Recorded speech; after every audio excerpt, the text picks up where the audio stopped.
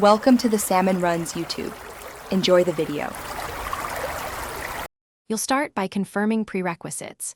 Your iPhone runs iOS 14 or later, and location services are enabled so alerts can be targeted. Once ready, unlock the phone and open Settings. This is the Control Hub. Next, scroll to Notifications and tap it. This is where System Alerts live. Make sure Do Not Disturb is off or configured to allow emergency alerts, because silence modes can block them. Now you're positioned to find Earthquake Alerts under Government Alerts. Once in Notifications, scroll all the way to the bottom. Government alerts are grouped there for safety reasons. Tap that section, and you'll see options like Amber and Earthquake Alerts. Flip the Earthquake Alerts toggle on.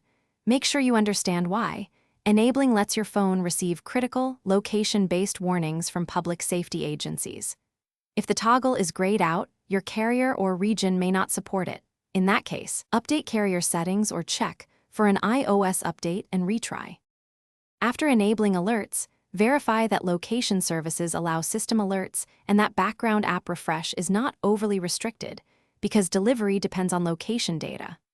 Once done, restart the iPhone to apply changes and install any pending iOS or carrier updates.